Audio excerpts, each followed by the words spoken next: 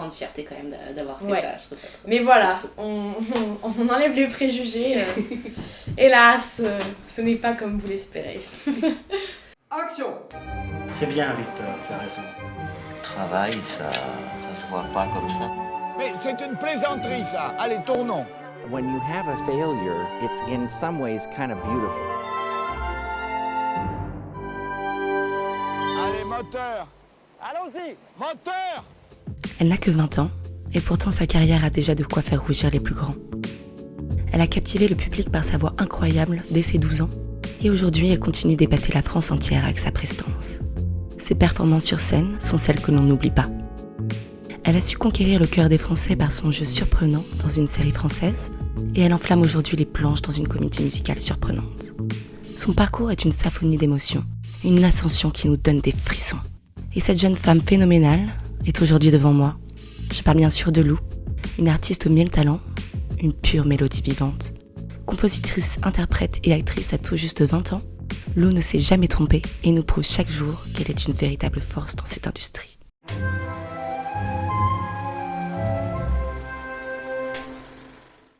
Salut Lou. Salut. Merci d'être là. Merci à toi. Alors, comment ça va? Ça va très bien, et toi? Ça va super. Un peu chaud, mais on va y Mais non, arriver. vraiment, ça ne se voit pas. Alors, Lou, tu as seulement 20 ans. Et pourtant, je me demande déjà par où commencer, tellement ta carrière est déjà bien aboutie. Tu t'es fait connaître avec The Voice Kids en 2016. Tu as 3 albums à ton compteur. Tu as joué dans une série française, fait du doublage en film d'animation. Tu as même su conquérir le cœur du public au théâtre dans la comédie musicale Molière, le spectacle musical. Qu'est-ce que tu n'as pas fait? Sacré parcours. Est-ce que tu es prête à nous en parler et à nous dévoiler quelques secrets? Bien sûr. On va commencer par le début, ce qui a créé la légende Lou, The Voice Kids. Rien que ça. Comment cette aventure elle a commencé? En fait, je prenais des cours de chant quand j'étais petite et par la suite, j'ai commencé à faire des concours de chant. Et ma mère postait les vidéos de mes prestations sur les concours sur YouTube pour que ma famille puisse les voir. C'était plus simple d'accès. Et en fait, il y a l'assistante du directeur de casting Bruno Berberes qui a vu une des vidéos et qui a répondu en commentaire en dessous en nous expliquant quel était son travail et que du coup, il recherchait activement des profils pour la saison 2 de The Voice Kids et me demandait si je voulais en faire partie. Mais moi, à ce moment-là, j'avais que 9 ans, donc je trouvais que c'était un peu tôt. Je me sentais pas prête et puis... Les The Voice Kids s'est tourné 1 an à l'avance, donc en fait quand on m'a proposé de faire la saison 2, la première saison n'était pas encore sortie. Donc on n'a pas répondu, on a laissé passer. Et en fait après la première saison a été diffusée, ils nous ont rappelé pour la saison 3 et là j'ai dit un grand oui. Du coup, tu as toujours voulu faire du chant? En fait, j'étais quand même dans une famille, bon il y en a certains qui étaient musiciens mais amateurs. Et il y a surtout toujours eu une réelle passion pour écouter de la musique. Ma mère adore les comédies musicales, les grands chanteurs à voix. Et son père était dans un petit groupe de rock amateur, son frère chante aussi. Du côté de mon père, il s'est mis à la batterie après moi, après que j'ai commencé le chant. Mais il y a quand même toujours eu cette dimension où on faisait des choses en dehors du travail et de l'école et tout. J'ai fait de la danse, j'ai fait du théâtre et du coup je prenais des cours de chant. Et j'ai eu aussi une autre passion, c'est dès que j'ai commencé à regarder la télé, à tomber sur des clips vidéo, je suis devenue amoureuse des clips en fait, d'avoir une représentation visuelle de chaque chanson. Et ça m'a jamais quittée. Quand tu étais enfant, est-ce que tu t'imaginais déjà vivre ce genre de vie? Tellement pas. J'avais le souhait comme toutes les petites filles d'être une grande star. Je me rappelle que j'étais à l'école et que la maîtresse avait demandé à chacun d'entre nous qu'est-ce qu'on voulait faire plus tard et j'avais dit je veux être star. Rien que ça, l'ambition, l'ego. Mais non, en fait je pense à terme je voulais en faire mon métier mais je pensais pas que ça arriverait si vite en fait. Trop bien. Et on sait jamais si on est prêt pour ce genre de choses parce qu'on a beau se préparer et se dire ok, moi on m'avait dit que t'ailles loin ou pas, ta vie va changer du jour au lendemain parce que tu vas quand même être diffusé devant toute la France. Et en fait on sait jamais ce que ça implique vraiment parce que tout le long de l'aventure de The Voice Kids je voyais pas encore les retombées vu que c'était pas encore diffusé et une fois que ça a commencé à passer à la télé, ben là tu passes de personne à quelqu'un. Même si c'est un tout petit quelqu'un, c'est quand même un quelqu'un que des personnes reconnaissent dans la rue. Mais surtout pour une personne de ton âge, quoi. Ouais, et puis tu vois, on te demande des autographes alors que t'as 13 ans, tu sais même pas encore ce que c'est ta signature. Donc il y a tout ce truc assez... c'est une dualité, c'est marrant et en même temps c'est impressionnant, quoi. Comment ça se passe les auditions dont on n'a pas fait? Comment ça se passe le tour? Si, j'en ai fait. Ah, t'as quand même passé des castings? Oui, bien sûr. J'en ai passé en tout 3 en fait. D'accord. 2 ou 3, je ne sais pas. Ça remonte. C'est vrai que ça remonte. Du coup, il y a le premier casting où je pense que c'est quand on voit une vidéo, donc là en l'occurrence ils m'ont repéré. Après, j'ai passé le premier casting général où il y a vraiment plein de gens, c'est au Luna Rossa, au studio Luna Rossa à Paris. Donc là voilà, ils font des sélections et tout. Et après, on va dans une... Enfin, de mon époque, hein. Quand j'étais jeune. Jadis, autrefois. On était ensuite au studio Oko, mais je crois que j'oublie une étape, mais bon, c'est pas grave. Donc il y a plusieurs sélections jusqu'à le choix final, si tu es pris pour passer les auditions à l'aveugle. Donc oui, donc en tout ça fait 3. Okay. T'as les premières dans un studio, les deuxièmes dans un autre studio, et puis après t'as les auditions à l'aveugle. Donc en fait, avant d'arriver devant les jurés, il y a quand même beaucoup d'étapes, quoi. Après, il y en a qui, quand ils ont des coups de cœur, ils font sauter des étapes et directement ils passent aux auditions à l'aveugle. Et c'est d'autres jurys que le jury à la télé? Ouais, en fait... Ils sont beaucoup, donc il y a le directeur de casting, l'assistant, les producteurs. Je sais pas exactement qui décide, je sais qu'ils sont beaucoup en fait à faire de choix, à sélectionner et tout. Mais c'est vrai que ça remonte. Hein. Bah oui. Est-ce que tu pourrais nous parler un peu de comment ça se passait, les plateaux, avant de monter sur scène, l'ambiance, le tournage? Est-ce que tu t'en rappelles un peu? De The Voice Kids? Ouais. Ah oui, je me rappelle de tout. Enfin, en fait, j'ai ce souhait de me souvenir de tout et en même temps, au fur et à mesure, la mémoire efface certains souvenirs, malheureusement. Mais ça fait que je garde que les bons souvenirs ou les souvenirs qui m'ont vraiment marqué. Donc comment ça se passait? Moi je suis extrêmement stressée, voilà, vraiment je suis extrêmement stressée. Après on avait de la chance, c'était que sur notre saison on avait un sophrologue, donc il nous apprenait à faire des techniques de respiration, de se concentrer, de se mettre dans notre bulle, et ça c'était vraiment trop bien. Même si le stress remontait vraiment 30 secondes avant de monter sur scène, ça faisait vraiment du bien de se préparer, de se détendre tous ensemble. Et moi je me rappelle surtout de la tristesse qui se suivait à chaque élimination de certains des gens avec qui j'avais sympathisé tout le long. Je me rappelle qu'au battle, il y avait quasiment tous mes amis qui avaient été éliminés et j'étais tellement triste. Parce qu'en fait, vivre une aventure c'est bien, mais vivre une aventure avec des gens avec qui tu t'entends bien et avec qui t'as forgé vraiment des liens, c'est encore mieux. Parce que c'est vraiment trop cool de gravir les étapes, mais au fur et à mesure, à la fin, on n'était plus que 2 finalistes dans mon équipe. Donc, mais c'était génial. Et puis après, t'as tous les autres qui viennent t'encourager. C'était vraiment un beau souvenir. Vu que tu es arrivée deuxième, t'es allée jusqu'au bout, t'es allée jusqu'en finale. Du coup, ça dure combien de temps pour toi? C'était pas trop long? C'est carrément tout tourné 1 an à l'avance, sauf le live de la finale. C'est de grandir en gardant le sourire, celui qui nous donne de l'espérance et toutes les chances du monde. Donc en fait, on tourne je crois que c'était octobre, novembre, décembre et tout. Et après, tu reviens du coup septembre de l'année d'après pour la finale. Donc en fait, tu grandis, t'as changé. Donc en fait, c'est vraiment, tu enfermes tout ce que tu viens de vivre, tu n'en parles à personne parce que c'est strictement interdit dans le contrat. Et tu attends juste que le temps passe et que ça soit diffusé. Et du coup, il y avait ce truc où t'as envie d'en parler, en même temps t'as tellement hâte d'avoir la surprise de tous les gens que tu connais et qui sont pas au courant. Du coup, vu que t'es arrivée en finale, moi j'ai une petite question. Qu'est-ce que tu gagnes quand t'arrives deuxième? Est-ce que tu gagnes quelque chose, enfin, que ça soit de l'argent ou autre chose? Je sais que toi derrière t'as pu être une artiste TF1, t'as signé chez TF1, mais comment ça se passe en fait? Non, tu gagnes rien. Je crois que... à l'époque, j'étais pas du tout penchée sur tout ce qui était contrat et tout, mais de ce que mon père m'avait dit, je crois que j'avais gagné une petite somme parce que j'étais diffusée à la télé, donc j'avais gagné un petit peu d'argent, mais du 100 ou 200 €, tu vois, un truc comme ça. Et sinon, non, tu ne gagnes rien. Tu gagnes ta liberté, en vrai. C'est très cool parce que moi, en vrai, avec du recul, je suis contente de pas avoir gagné. étant donné que après en fait quand tu gagnes tu rentres en contrat avec Universal et donc ils te font un album, mais par exemple si vous n'êtes pas d'accord sur vos visions artistiques et que tu dis moi je veux faire ça et qu'ils sont là nous on avait plutôt vu ça pour toi, bah en fait tu restes dans une impasse et t'es bloqué avec eux pendant entre 2 et 4 ans je crois. Ah ouais, C'est énorme. Je dis pas ça de manière négative, mais c'est juste que je suis contente d'avoir été libre après. Et même s'il y a un moment où t'es un peu dans le creux de la vague et que tu te dis bon c'est fini, je ne sais pas qu'est-ce qui va se passer, est-ce que des gens vont m'approcher ou pas, c'est quand même bien d'avoir sa liberté et de choisir ce que tu vas faire et que personne t'impose rien et d'aller chercher par toi-même les choses. Même si c'est un énorme avantage qu'une maison de disques te signe, c'est génial. Mais au final, l'avenir a bien fait les choses pour moi. Vu que tu étais une artiste TF1, tu as fait aussi une série de télé, Demain nous appartient. Donc, est-ce que tu as retrouvé un peu la même énergie que sur le tournage des émissions télé de TF1 ? Est-ce qu'il y a quelque chose qui se rapproche dans tout ça ou pas du tout ? Je dirais cette espèce d'adrénaline. Après, ça n'a rien à voir parce que...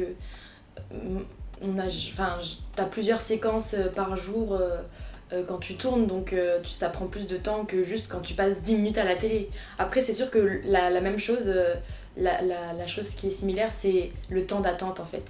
Ce qui se retrouve dans tout ce qu'on fait dans ce milieu-là, c'est que en fait t'as toujours de l'attente. Le temps d'installation, le temps de préparation, ah bah là c'est pas ton tour, on va d'abord tourner autre chose et tout.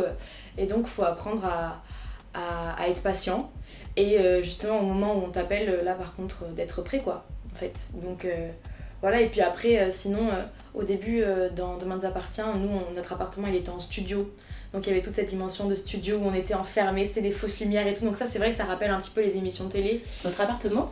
L'appartement de ma famille dans la série, pardon. Et du coup c'est ouf parce que ça recrée vraiment les décors comme si on était dans un petit appart en bord de mer, alors que pas du tout, on était enfermés dans des studios où il fait tout noir. Mais j'aime bien cette sensation, j'aime bien tourner en studio. Pas tout le temps, mais en tout cas je trouve que c'est assez... je sais pas, je trouve que c'est une expérience, j'aime bien tourner en extérieur, mais en même temps j'ai l'impression que ça va tellement plus vite en studio. Je me rends compte quand je fais des clips en studio et à l'extérieur, ça n'a pas du tout la même durée. Si t'es impatient, tu vas faire des clips en studio, sinon, si t'as le temps et que t'es prêt à attendre que la météo bouge et tout, tu vas à l'extérieur, quoi. Dehors il y a beaucoup trop de contraintes, que ça soit les passants, le bruit, la lumière, la météo. Ouais, et puis ça dépend de tellement de choses. Si tu tournes en plein centre de Paris ou alors si tu tournes là dans le clip dans le désert, ça reste pas moins des galères parce que le temps d'installation et tout, de trouver les plans, etc., que tout soit ok. Et puis là, dans ce clip là qui est en train d'être diffusé, il faisait tellement chaud, c'est pareil. Un peu similaire à maintenant. Ouais, franchement, et puis là t'as pas un pet d'ombre, donc bon courage. Justement, vu qu'on parle de clips, par exemple là, le dernier clip que t'as sorti, On se moque, Molière, le spectacle musical, j'aimerais savoir un peu comment ça fonctionne déjà, qui produit, qui écrit, qui réalise, qui décide, parce que vous êtes plusieurs dans la comédie musicale, qui décide, ok, à ce moment-là, maintenant dans l'année, vous allez sortir cette chanson avec cette personne, etc. Bah déjà il faut savoir que ça se passe pas comme dans un projet habituel d'artiste qui fait son chemin personnel. Là c'est vraiment, on se met au service d'un spectacle. Donc on est maître de pas grand chose à part de notre image finalement, mais c'est vrai que c'est une coproduction de TF1, M6 Play Tout et Dovatia. Donc le producteur, oui. Il avait fait le jury La Nouvelle Star, je me souviens. Oui, il a aussi produit Les 10 Commandements, Le Roi Soleil, Les Amants de la Bastille. Enfin c'est le producteur des comédies musicales en France clairement. Et du coup il m'avait quand même fait écouter une première ébauche de On se moque à l'époque, et c'était à l'époque, c'était il y a quelques mois, hein, mais ça tout se passe tellement vite qu'on a l'impression que c'était il y a 1000 ans. Et il m'avait fait écouter, c'était Nazim qui l'avait écrit et composé, et il y avait surtout cette ritournelle qui revenait qui faisait ta ta ta ta ta ta ta ta ta.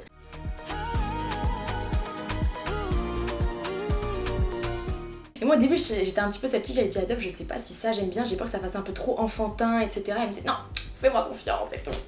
Donc quelques semaines plus tard on enregistre la chanson et en fait ça a fait un gros carton sur TikTok. On avait fait Petit Homme, qui est mon partenaire de jeu, du coup, avait fait, et aussi danseur. Et du coup, il avait fait un challenge et tout de danse dessus qui avait hyper bien marché.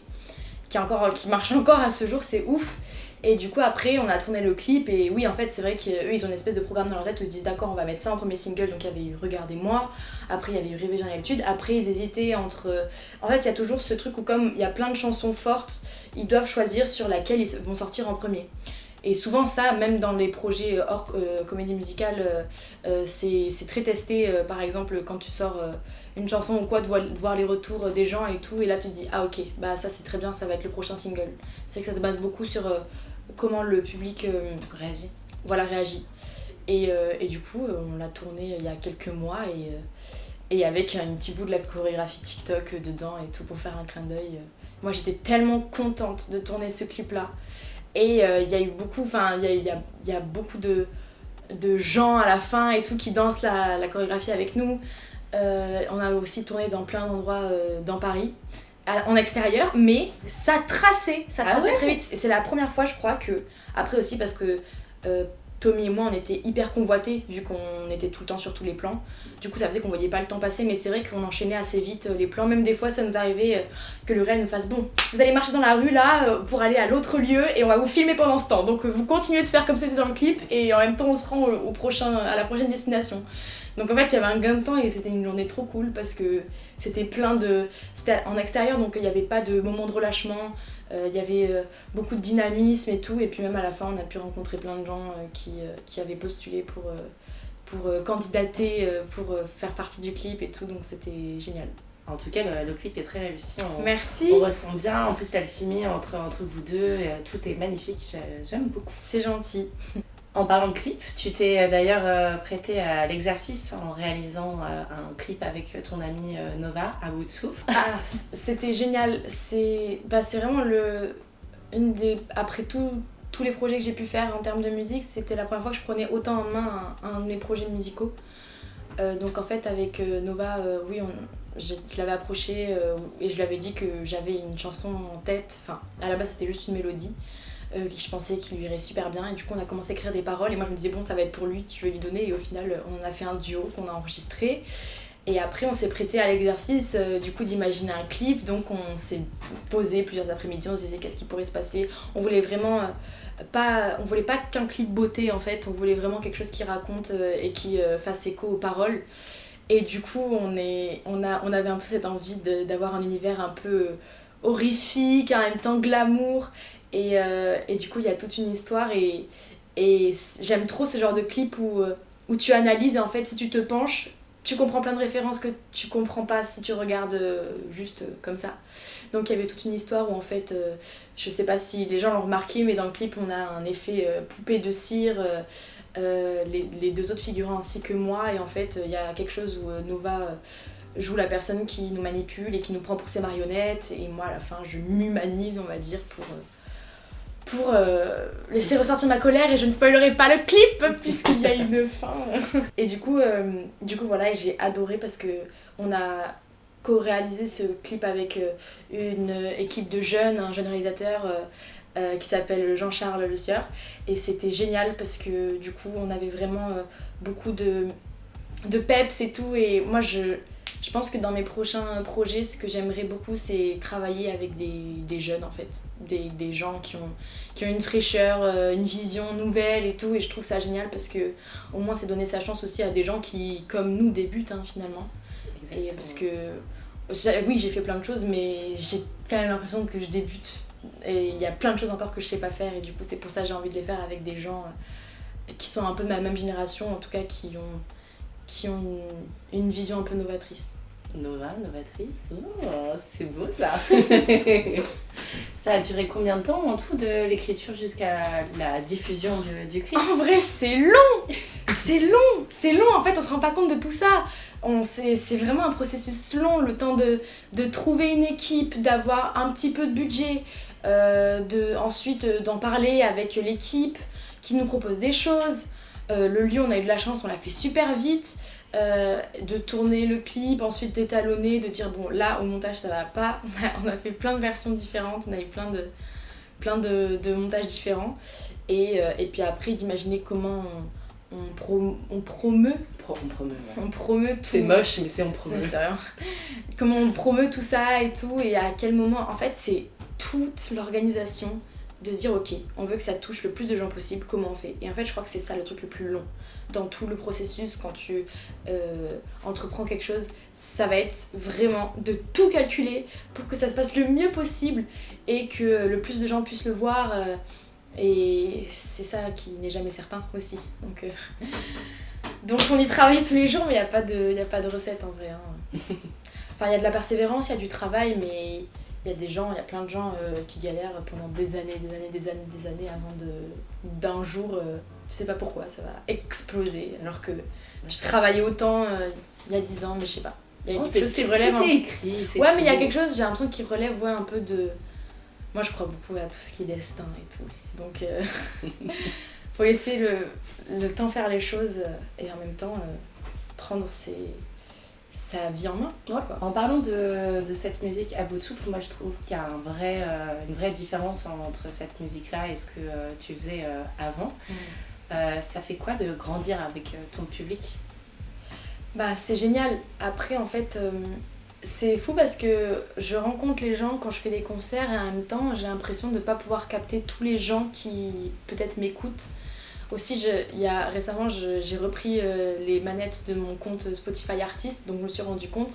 Il y a un graphique en fait où tu peux voir les gens de tel pays qui vont t'écouter. Genre à quel pourcentage dans ce pays-là t'écoute, etc. Et en fait, je me suis rendu compte que c'était hyper international puisque j'ai eu la chance de faire des projets qui ont été hors de la France. Et en fait, ouais, c'est fou parce que du coup, il y a ce truc où, oui, quand on parle de grandir avec son public, mais en même temps, c'est qui mon public réellement.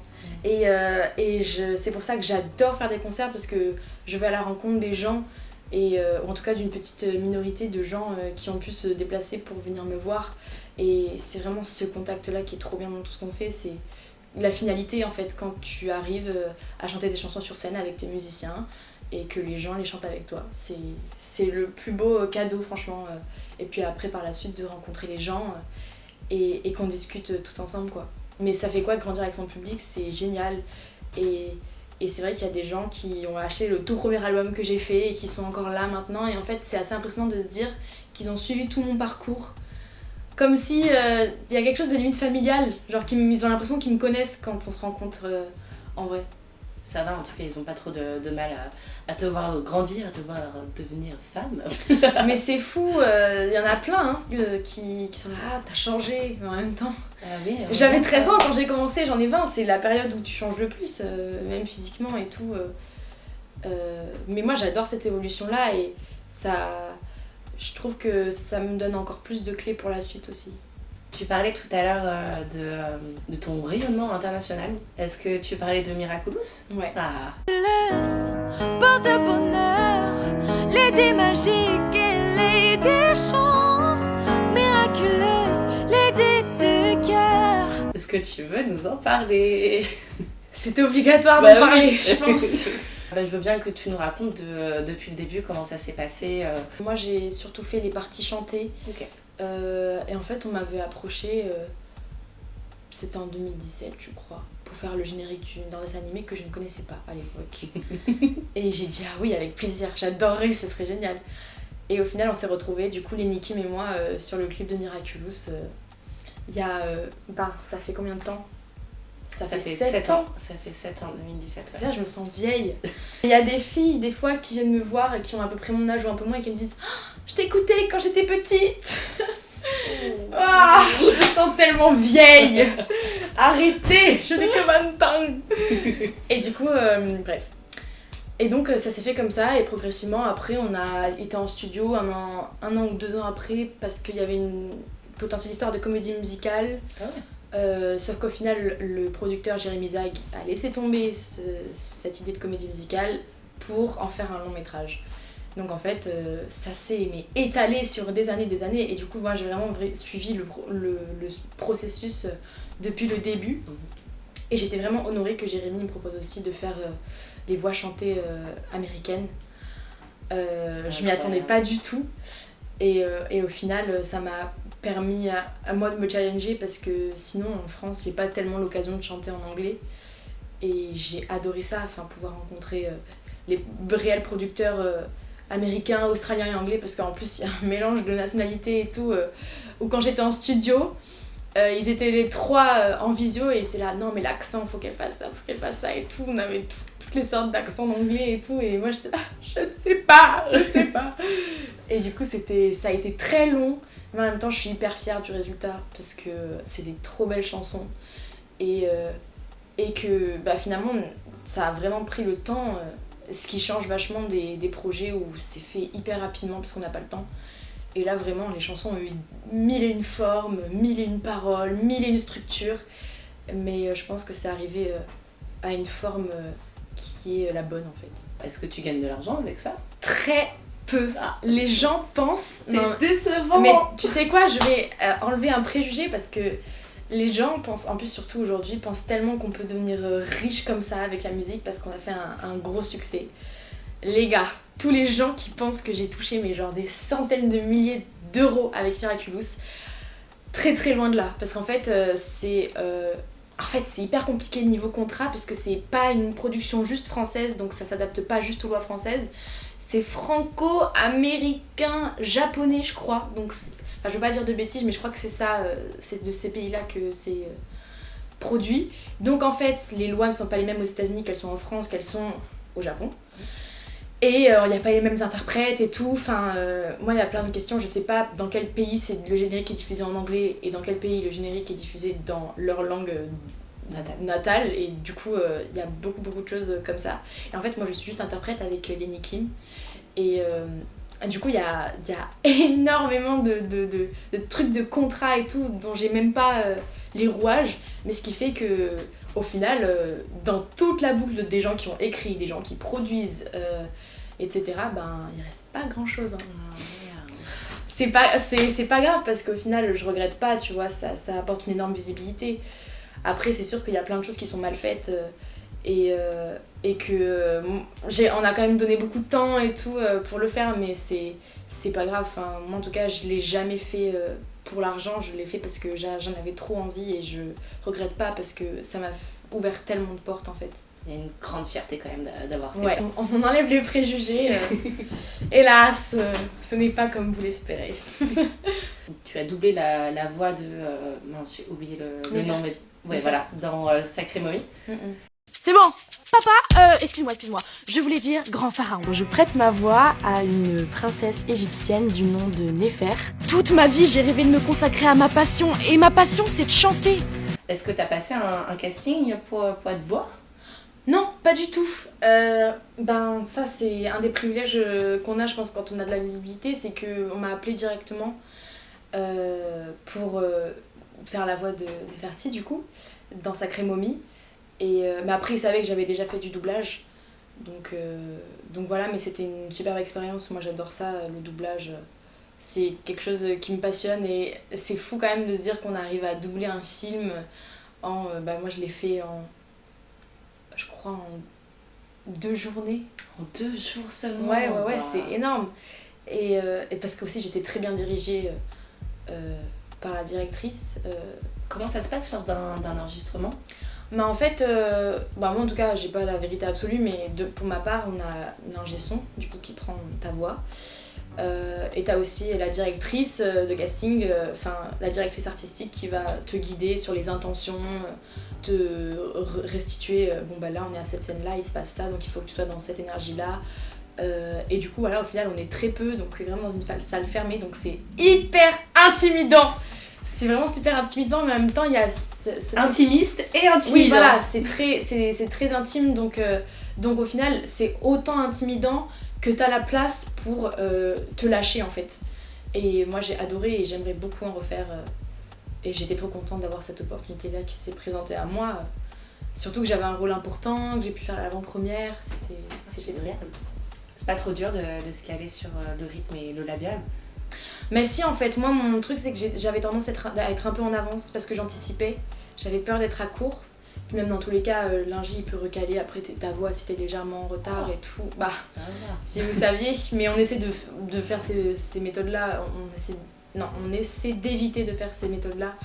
et d'avoir quelque chose de vraiment spontané quoi. À 20 ans, tu as une grande notoriété, notamment sur les réseaux. Comment ça se passe, la notoriété, pour toi dans ta vie de tous les jours? Toutes ces questions-là, la plupart du temps, c'est pas tangible parce que c'est des chiffres en fait. C'est le nombre de personnes qui te suivent, le nombre de personnes qui regardent tes vidéos et tout. Et c'est pour ça que pendant longtemps, j'ai eu du mal à être sur les réseaux. Parce que j'avais pas le contact, j'avais pas la proximité avec les gens, donc je savais pas comment en parler. Et au final, c'est quelque chose qui s'apprend avec le temps. Et puis, on se rend aussi compte que c'est quand même une bonne manière de discuter avec des gens qui te suivent, en fait. C'est en suivant d'autres artistes que je me rends compte aussi que c'est cool quand l'artiste il est assez proche des gens.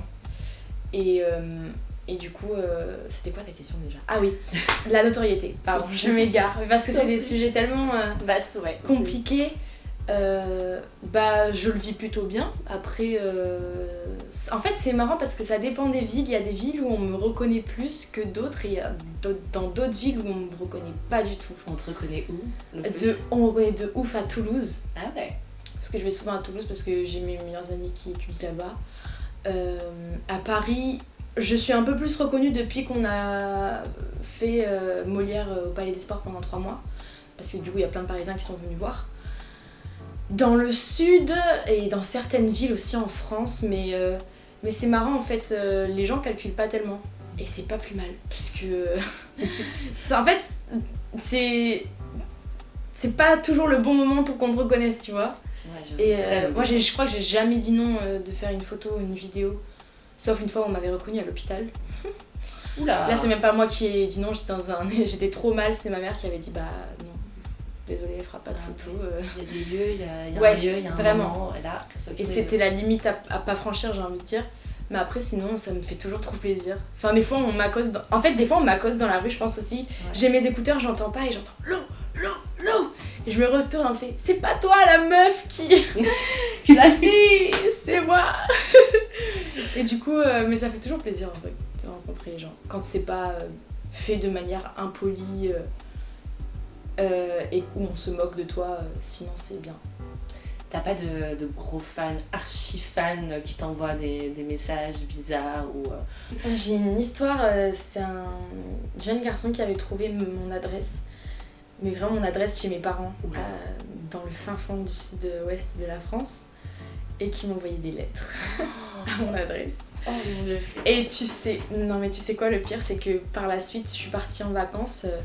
Et quand je suis rentrée, j'ai reçu une lettre où ce garçon me disait qu'il avait attendu dans mon village et qu'il avait fait toutes les maisons de mon village pour trouver mon adresse et je sais plus s'il m'avait dit qu'il avait trouvé mon adresse ou pas, mais comme il n'avait pas réussi à me rencontrer, il était rentré chez lui. Donc en fait, j'ai eu beaucoup de chance de pas avoir été chez moi le moment où il est venu pour me rencontrer. T'avais quel âge à cette époque ? J'avais 16 ans, 17 ans, c'était il y a 2-3 ans. Mais ça fait flipper. Quand tu rentres chez toi et que tu reçois une lettre où quelqu'un te dit qu'il a trouvé, qu'il s'est rendu dans ton village et qu'il t'a cherché partout pour te rencontrer. Et c'est là que tu te dis que les infos peuvent... tout peut se savoir en fait. Donc faut protéger sa vie privée quoi. Et c'est ça qui pendant très longtemps m'a empêchée d'être active sur les réseaux parce que je faisais trop la part des choses entre ce qui était privé, ce qui me concernait à moi et ce que je pouvais montrer au public. Parce que j'avais peur de trop me montrer et de plus avoir mon intimité. Comment tu fais justement maintenant pour jongler entre ta vie pro et perso, notamment en termes d'emploi du temps ? C'est plus facile parce que quand j'étais au collège et au lycée, c'était quand même de l'organisation. Parce que j'étais contrainte de continuer l'école. Même j'allais continuer l'école dans tous les cas, c'était pas quelque chose que je voulais arrêter, mais maintenant c'est beaucoup plus facile parce que je suis 100% consacrée à ça. J'habite à Paris, donc tout est beaucoup plus proche à portée de main et tout en termes de projets, en termes de rencontres, etc. Et c'est vrai que ce qui est dur de faire la part, c'est plutôt de se dire ok là je me repose et là je travaille, parce que t'es un peu maître de ton temps. Et je peux te dire que j'ai 20 ans, je ne sais pas gérer mon temps, voilà. Donc t'apprends en fait, mais c'est dur. Et en fait, il n'y a jamais de bonne équipe, j'ai l'impression. Parce que soit tu travailles trop, t'es trop à fond et du coup tu vois plus personne. soit tu te reposes trop, j'ai envie de dire, et tu te dis bon, je travaillerai plus tard. Et quand même, c'est aussi un métier passion, donc en fait, tu prends du plaisir. Donc quand est-ce que tu sens que tu travailles, quand est-ce que tu sens que tu travailles pas, tu vois. C'est compliqué. C'est pour ça que c'est cool d'avoir une équipe, des gens qui t'entourent, dont eux, c'est le métier, genre des gens qui travaillent en label ou alors manager ou attaché de presse et qui te cadrent et qui te disent ok, ce jour-là, on va faire ça, là, t'as une interview, là, t'as un truc et tout. T'as un agent, t'as quelqu'un à chaque fois tout le temps qui s'occupe de toi, peu importe le projet, t'as quelqu'un qui te suit sur toute ta carrière? Bah en ce moment c'est un peu particulier parce que je suis sur la comédie musicale, donc c'est vachement rythmé par ça, et là on a attaché de presse, on a aussi toute l'équipe promo et des labels aussi qui nous encadrent et qui sont tout le temps là avec nous. Et sinon en dehors c'est mon père qui s'occupe de moi. Mais c'est vrai que je repars un peu de zéro et je suis contente, je fais un peu le tri et pour repartir sur quelque chose de nouveau avec des nouvelles personnes et tout, mais c'est dur de rencontrer des gens qui sont passionnés, et puis maintenant c'est dur de gagner sa vie en faisant que ça, donc ouais, faut ramer hein, franchement, tu rames, mais au final le résultat il est que plus beau. Enfin je sais que quand on avait sorti le clip avec Nova, ça avait été des semaines où on se triturait la tête pour plein de choses, mais au final la fierté de ce qu'on a produit, ça n'a pas de prix en fait. Et même on en discutait jusqu'à récemment, on se disait mais il me disait Lou, mais c'est quelque chose dont tu peux être fier et ça te représente maintenant. Donc c'est ça qui est génial au final. Je préfère me casser la tête et au final d'avoir quelque chose qui me ressemble plutôt que de délaisser et de déléguer les choses à d'autres gens et que ce soit pas à moi, quoi. Pour revenir sur la comédie musicale Molière, le spectacle musical, t'as rejoint la troupe en 2022. Comment t'as rejoint cette troupe? Est-ce que t'as passé des castings ou on t'a repéré? Non, j'ai passé le casting. Ah. Je crois que je suis la seule Ah ouais? à avoir passé le casting. Tous les autres ils ont été repérés et moi j'ai passé le casting. Comment ça s'est Comme passé? quoi il faut aller les chercher les choses, hein, oui, des fois. Non mais c'est vrai. Ça s'est bien passé, je savais pas du tout dans quoi je m'embarquais. C'est toi qui as vu Ouais, j'en parlais avec ma maison de disques à l'époque, ils m'avaient dit qu'il y avait encore un casting qui n'était pas fermé sur une comédie musicale sur Molière, et ça parlait d'opéra urbain. J'étais là mais c'est curieux, je sais pas du tout à quoi m'attendre en fait, mais vas-y, je vais le faire parce que j'avais envie de faire une aventure, de partager quelque chose avec d'autres personnes, parce que en fait on est très seul quand on a ces projets, et surtout que moi j'ai toujours été entourée de beaucoup d'adultes et tout, du coup ça fait que tu grandis un peu en vrai différemment, j'ai pas l'impression d'avoir vécu une adolescence normale, et en même temps pour cause, hein, j'ai pas fait des choses anodines on va dire, et du coup j'avais envie de vivre autre chose, de partager quelque chose et de pas être la seule à vivre ce que je vivais, et de pouvoir en discuter avec d'autres gens qui sont dans le même projet que moi. Et du coup j'ai rejoint l'aventure de Molière. Ça a beaucoup bougé, il y a des personnes qui sont arrivées, des nouvelles personnes, etc. Et au final on forme un bon noyau aujourd'hui, je trouve. Incroyable. En fait c'est un peu, je vais dire le cliché, c'est un peu comme une famille, mais je vais m'expliquer. C'est un peu comme une famille dans le sens où il y a des fois où on va être tous ensemble, et puis il y a des fois où on va avoir besoin de temps, où on est tous chacun de notre côté, parce que ça fait quand même 1 an de vie commune, hein. Enfin on a vécu 3 mois au Palais des Sports, 3 mois entiers ensemble, quoi. Combien de représentations par semaine? 5 par semaine, donc on se voyait quasiment tous les jours.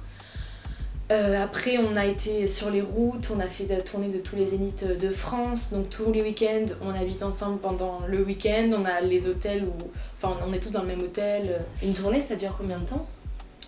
Celle que t'as faite en tout cas? Bah là en tout cas ça va reprendre en septembre et ouais. Ça sera terminé fin octobre, et il y aura une deuxième tournée après par la Donc suite. pendant ce moment-là, tu mets ta vie entre parenthèses et c'est que la tournée, t'es avec la troupe et tu fais tes représentations? Bah en vrai non, on essaie de taffer chacun pour nos projets, mais c'est sûr que ça fait des semaines bien remplies, et en vrai c'est cool parce que moi je demande qu'à ça, d'avoir du travail et de pouvoir taffer et tout, et ouais du coup c'est une relation vraiment familiale, quoi, où on se connaît et tout, mais on n'a pas besoin d'être H24 tous ensemble et tout, on a nos moments de solitude, il y en a qui vont sortir boire des verres, il y en a qui vont rester dans la chambre d'hôtel se reposer, et ça convient à tout le monde comme ça, quoi.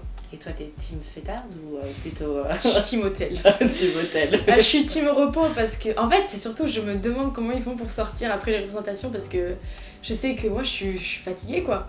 Puis en plus, on a des dédicaces, après on rencontre les gens. J'avoue que moi, j'aime bien aller prendre une bonne douche et regarder la télé et m'endormir. Rien que d'y penser, j'adore ce train de... J'adore cette routine-là le soir. Vivement la rentrée. Non, pas quand même, faut pas abuser. Mais ça fait du bien. Est-ce que t'as déjà eu un moment où t'as voulu tout arrêter, tout lâcher? Ouais, souvent. Très souvent. Tout le temps. Bah, parce que je me remets beaucoup en question, donc en vrai, c'est pas quelque chose... je pense que tout le monde se remet souvent en question et peut-être a envie d'arrêter, tu vois. Mais en fait, je me suis toujours dit, tant qu'il y a plus de choses qui me rendent heureuse et qui me plaisent dans ce que je fais, plutôt qu'ils me rendent malheureuse, je vais continuer. Si un jour je trouve plus de points négatifs que de points positifs à faire tout ça, et que je le subis plus que j'en profite, bah j'arrêterai. Mais aujourd'hui, je me dis, j'ai 20 ans, j'ai encore tellement de temps, en fait, ce serait dommage de s'arrêter là, parce qu'il y a eu 2-3 fois où ça n'a pas eu le résultat qu'on espérait. Je me dis, j'ai encore tellement de choses, tellement de passion et tellement d'idées que j'ai pas envie d'arrêter. Après, c'est sûr que c'est quelque chose qui évolue, c'est-à-dire que c'est très, comment on dit, fluctuant. Ouais. Ça fluctue vachement. Genre un jour j'aimerais continuer à faire de la musique, puis un autre jour j'aimerais être dans une boîte de production pour réaliser des clips, et puis un autre jour j'aimerais juste écrire des chansons pour les autres, et puis un autre jour j'aimerais être directrice artistique et m'occuper d'artistes. Donc en fait c'est pas vraiment l'idée d'arrêter, c'est l'idée de me recycler dans d'autres choses. En tout cas, c'est bien, t'as choisi un milieu où il y a plein ça bouge. Ouais, et puis il y a combien de gens qui ont fait de la musique et puis maintenant font autre chose et ils sont très bien et tout, et je pense qu'au fur et à mesure peut-être que j'irai de plus en plus dans l'ombre parce qu'il y a plein de choses qui m'intéressent dans les métiers de l'ombre en fait. Et aucune envie de cinéma? Ah si carrément. si mais en fait le truc c'est que je me sous-estime beaucoup dans la comédie. Et je pense que j'ai besoin de continuer à faire des projets et de prendre confiance en moi et de me dire ok, peut-être que je mérite de faire tout ça, tu vois. Bien sûr. Et c'est vrai que je doute beaucoup de moi et tout, dans le sens où le chant, je chante depuis que je suis née. Donc je crois que j'ai compris que j'avais quelque chose dans le chant. Mais la comédie en fait c'est arrivé plus tard, et du coup j'ai besoin de ce climat où je vais réussir à me poser et me dire ok, en vrai j'ai ma place hein. Et en vrai je vais me battre pour ça parce que j'ai tendance à pas avoir confiance en moi sur plein de choses, et du coup ça fait que tu te dévalorises et que tu te mets d'entrée dans la case où tu vas pas réussir, alors que j'ai quand même eu la chance de faire quelques séries, des doublages et tout, donc là je me suis dit c'est l'année où je me prends en main et où je fais les choses que je n'ose pas faire. Genre j'ai des gens à contacter qui m'avaient appelé, mais je me disais oui mais peut-être qu'en fait je mérite pas. Arrête, c'est ton métier maintenant, tu l'as choisi. Et puis ça te fait des expériences, et puis ça t'apprend ce qui va pas et ce que tu dois changer et tout, mais je pense que ça si je peux conseiller les gens et tout, c'est de pas avoir peur d'essayer les choses. Parce qu'en vrai, c'est en essayant pas que tu sais pas si t'en es capable ou pas, en fait. Et je pense que c'est important de se donner les moyens, même si au final ça prend pas. Mais au moins tu l'auras fait. Et je pense qu'on a tendance à se mettre trop vite sur la touche, alors qu'avec de la persévérance, on peut faire des belles choses. Et puis même se rendre compte d'autres choses. Et tous les jours, c'est une lutte, c'est un combat pour combattre contre ses angoisses et contre son manque de confiance. Hein. Parce que moi, tous les jours, je me réveille, je me dis, bon, je vais faire ça. Allez, crois un peu en toi, vas-y. Pourtant, on pourrait croire que quand ça fait quelques années que je fais de la musique et tout, que quand on fait ça depuis quelques années, on a très bien apprivoisé le public, qu'on a très bien apprivoisé le stress, qu'on a très bien apprivoisé de gérer toutes ces émotions, mais pas du tout, en fait. Tous les jours c'est une nouvelle remise en question, et ça peut s'écrouler tout le temps en fait. C'est pas assuré qu'on fasse ce qu'on aime faire pendant 10, 15, 20 ans. Et ça, malheureusement, c'est un coup de travail, mais c'est aussi beaucoup un coup de chance. Hein. Franchement, c'est un coup de chance aussi. Et c'est pour ça qu'il faut pas trop se blâmer, je pense. Il faut pas être trop difficile avec soi-même. Est-ce que tu as déjà eu un grand moment de solitude dans ta carrière? Ouais, récemment, mais je crois que je l'avais déjà raconté quand on l'avait enregistré. La première fois. Il y a pas longtemps, on a fait... Tu te rappelles? Bah bien sûr, je veux que tu me la racontes. Là, il y a pas longtemps, on était du coup en tournée des Zéniths avec la comédie musicale de Molière et il y a une scène où à un moment je cours sur scène et je monte sur un caisson et je parle, j'ai une réplique à sortir et en fait je cours vers ce caisson et j'ai loupé le caisson. Donc en fait je me suis ramassée sur scène devant tout le monde. Mais le pire c'est qu'en fait personne l'a vu. Enfin, en tout cas, de mes collègues, personne l'a vu. Il y a des gens du public qui étaient à ma hauteur en face de moi, donc qui l'ont vu. Mais en fait, il y a vraiment ce moment où je me suis relevée, j'ai regardé partout autour de moi en cherchant un peu de soutien moral. Et en fait, personne n'a calculé. Je me suis ratatiné la figure seule. Mais tu sais quoi, le pire, c'est qu'au final, j'étais pas si seule parce que quand on a... sur cette date-là, il y avait... Une équipe de tournage qui était venue nous interviewer, qui était envoyée spéciale. Et donc ils ont filmé ma chute. Et donc je leur en ai parlé et du coup ça s'est retrouvé à la télé quoi. On a beau vouloir tout contrôler, il y a toujours des imprévus. Je me suis ramassée. J'ai pas vu, tu t'es cassé la gueule. J'ai pas vu. Attends, Alix, remets, Non, j'ai pas vu quand tu t'es cassé la gueule. Remonte-moi. Oh putain, ah je l'ai pas vu, je l'ai pas vu du tout. On se relève comme si rien n'était. Ça va aller, vous savez quoi? C'est plus de peur que de mal. Et puis personne ne l'a vu. C'était génial. Et gênant. Surtout gênant. Est-ce que tu as déjà eu un trou de mémoire ou une extinction de voix sur scène? Alors une extinction de voix, non. Un trou de mémoire, ouais. Pas énorme, mais tu sais, c'est ce petit moment où tu cherches tes mots. Ah oui. J'avais fait un concert il y a quelques années et en fait j'étais en train de chanter et je ne sais pas, des fois quand tu fais trop les choses, quand c'est trop des habitudes, des réflexes, des fois ton cerveau réfléchit plus et ta bouche sort autre chose que ce que tu veux dire. Et donc j'ai chanté une chanson et ma bouche n'a pas suivi et du coup j'ai chanté genre et en fait j'ai pas du tout dit les paroles mais j'ai dit un schmilblick. C'était même pas de l'anglais, c'était même pas du yaourt, c'était une espèce de français et en fait je me suis rattrapée, enfin les gens s'en sont pas rendus compte et le meilleur outil dans ces moments-là c'est de faire comme si ne s'était rien passé. Bien sûr. Non mais je ne me suis pas trompée du tout, enfin voyons. C'est vous qui avez imaginé les choses. Non mais oui ça arrive, et en vrai faut pas se stresser, faut pas s'angoisser, il faut continuer et ça va revenir en vrai. Est-ce que tu as des petites anecdotes de tournage à nous raconter, des choses un peu croustilles? C'était sur Demain nous appartient et il y avait une scène où on faisait des cookies, on faisait de la pâte à cookies et ça me donne faim rien de le dire. Et donc avec l'équipe, après la séquence de pâte à cookies qu'on a tourné, on s'est dit venez on les fait cuire au four du studio, enfin de l'appartement du studio de Demain nous appartient. Sauf que le truc qu'on avait oublié c'est qu'il y avait un projecteur dans le four, donc en fait ça a fondu et ça a senti cramer dans tout le studio et on n'a pas pu manger les cookies. Personne n'est mort, personne n'est mort, on s'en C'est s'est rendu plus compte à important. temps, il n'y a pas eu d'incendie, tout va bien.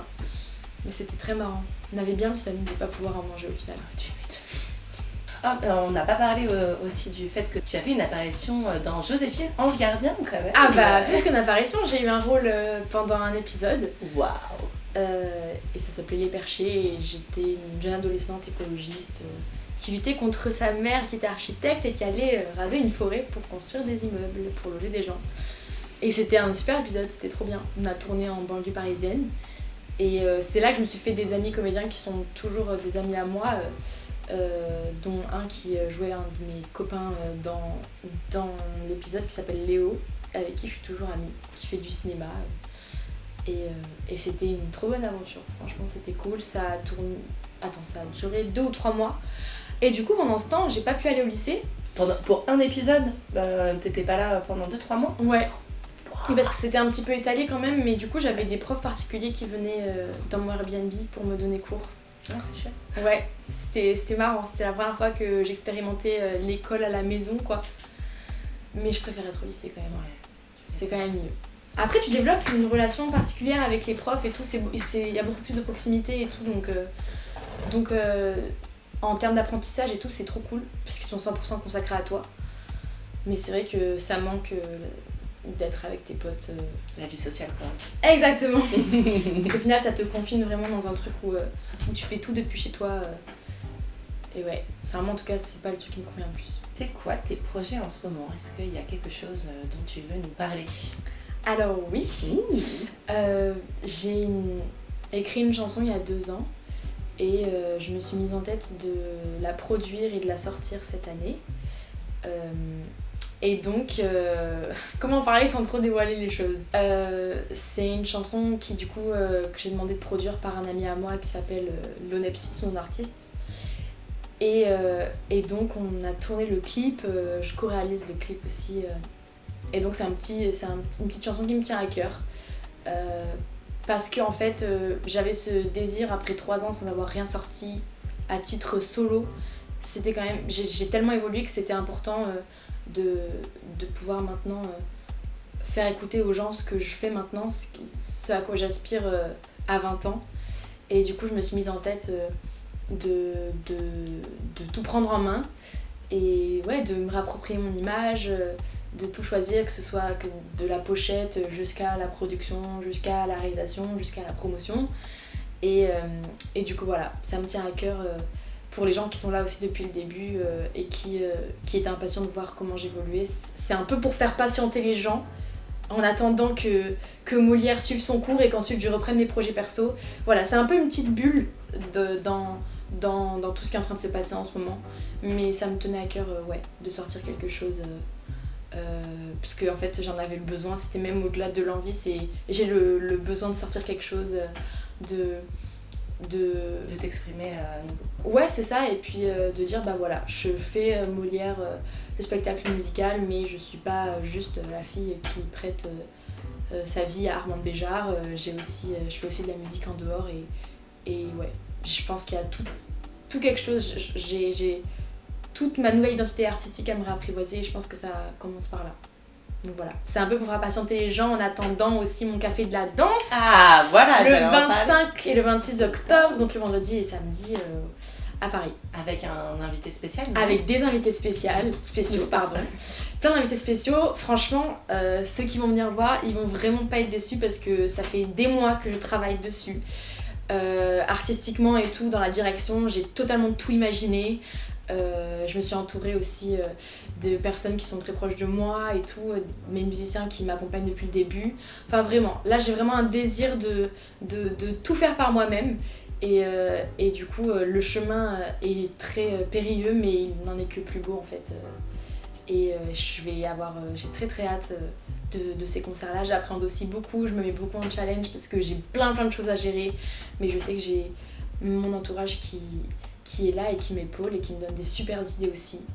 Et voilà, il y aura un petit merch aussi avec, si vous voulez acheter des petites choses très spéciales. Je dévoile pas encore ce qu'il y aura, mais en tout cas, j'ai réfléchi à tout et j'ai essayé de faire le maximum de choses toute seule. Et voilà. C'est génial, je suis très heureuse pour toi. Ouais, c'est cool parce que du coup, il y a cette dualité entre la comédie musicale que je fais où c'est vraiment une énorme industrie produite par des gros mastodontes de l'univers musical et tout. Et en même temps, j'ai ce petit truc où je me construis un petit peu ma nouvelle image, la nouvelle direction que je veux avoir. Et je pense que c'est important de passer par là, si je veux être encore plus accomplie par la suite. On approche de la fin de ce podcast. J'ai encore 2 petites questions pour toi. Vas-y. C'est quoi le meilleur conseil qu'on t'ait donné? Qu'est-ce que je peux répondre sans paraître bateau? Le meilleur conseil qu'on m'ait donné, c'est un conseil assez général en vrai, on me l'a donné plein de fois, mais en même temps, je pense que c'est un peu la base. Et en même temps, c'est bizarre de donner ça comme conseil parce que tu le choisis pas tellement, mais c'était de rester moi-même en fait, de pas changer parce que les gens avaient plaisir à travailler avec moi en étant qui je suis simplement. Et en fait, c'est vrai qu'ils ont raison dans le sens où c'est bien de rester soi-même et d'avoir de l'ambition, mais en continuant de vouloir ce qu'on voulait à la base. Enfin, les envies peuvent évoluer, etc., mais de ne pas perdre de vue son objectif. Et aussi un autre conseil très important, un peu moins fun et tout, mais de bien lire ses contrats. de savoir de manière générale, de savoir dans quoi on s'embarque. Et quand on va travailler avec de nouvelles personnes qui ont l'air géniales et qui ont l'air d'avoir plein de projets pour toi, faut quand même se méfier et tout. Et de savoir à quoi tu t'attends et dans quoi tu t'embarques et de lire toutes les conditions des choses et tout, parce qu'il y a eu combien d'histoires où des gens ont plus eu la main sur leur image en fait, et ça détruit des vies en vrai. Mais ça, c'est plus que dans l'univers de la musique, c'est en général quand tu deviens connu, etc. Ouais, donc de faire attention, de bien s'entourer et d'avoir toujours la main sur sa personne, quoi. Merci pour ces précieux conseils. Merci Est-ce à que toi. tu as un artiste dont tu recommandes l'écoute à nos auditeurs? J'ai des amis à moi qui s'appellent Do Not Do. Ouais. C'est un petit groupe, c'est un couple d'amis, et des membres de ce groupe-là était dans ma battle des auditions, ma battle de The Voice Kids. Il s'appelle Iskander et Romy. Et ils ont un groupe de rock, pop, alternatif et tout, et c'est trop bien la musique qu'ils font. Ils sont vraiment géniaux sur scène.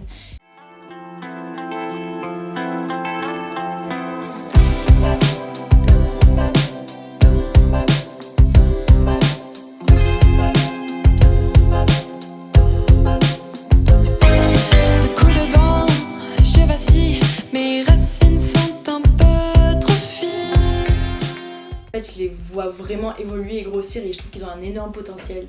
Donc suivez-les de près, parce que franchement leurs chansons sont géniales, c'est vraiment des bêtes de scène.